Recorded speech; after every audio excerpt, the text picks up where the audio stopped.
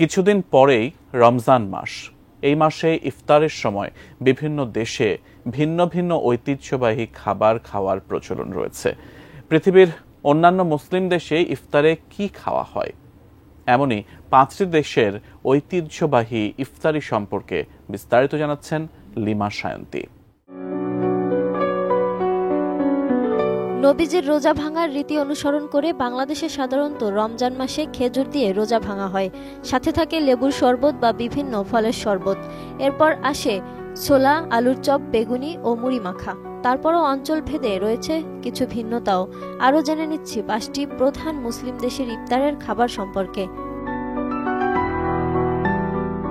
মিশরে ইফতারে কাতায়েফ নামের এই বিশেষ মিষ্টান্ন বেশ জনপ্রিয়। বলা যায় এছাড়া যেন তাদের ইফতার জমেই না। মিষ্টি প্রেমীদের মন জয় করে নেয়ার মতো একটা খাবার, দেখতে অনেকটা প্যানকেকের মতো, তবে বিশেষ মিশ্রণ দিয়ে তৈরি। এর মধ্যে পুর হিসেবে মিষ্টি চিজ বা বাদাম ভরে ভাজা হয়, যতক্ষণ না সোনালি ও মচমচে হয়ে ওঠে। এরপর এর উপর শিরা ও চিনি ছড়িয়ে পরিবেশন করা হয়। কাতায়েফের উৎপত্তি মিশরে হলেও বর্তমানে এটি মধ্যপ্রাচ্য জুড়ে জনপ্রিয় এক খাবার। কাঠ ও পিভিসি ম্যাটেরিয়ালের সংমিশ্রণে তৈরি আধুনিক আরএফএল উডিডো, কাঠের চেয়েও কঠোর। তুর্কি খাবার দোলমা বা ভরা।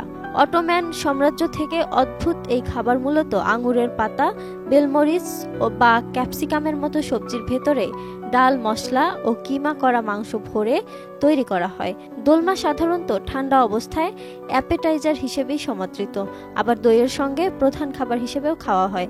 এর হালকা ও সতেজ স্বাদ ইফতারে নিয়ে আসে প্রশান্তি, তাই রমজান মাসে এটি তুরস্কের অন্যতম প্রিয় খাবার। মরক্কোর ঐতিহ্যবাহী ইফতারি হারিরা। এটা মূলত এক ধরনের সুস্বাদু স্যুপ, সাধারণত খেজুর ও মিষ্টি পেস্ট্রির সঙ্গে পরিবেশন করা হয়। একে বাংলাদেশের হালিমের সঙ্গে তুলনা করা চলে।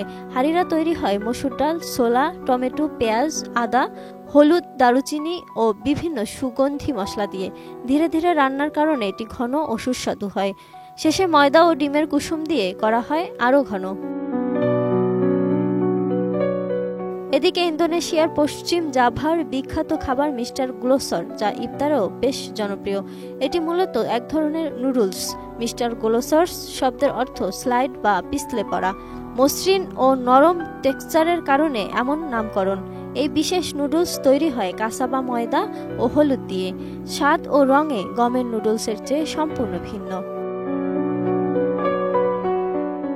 মুসলিম প্রধান দেশ পাকিস্তানে ইফতারে জনপ্রিয় পদ হালিম। এর রেসিপি আমাদের হালিমের মতোই।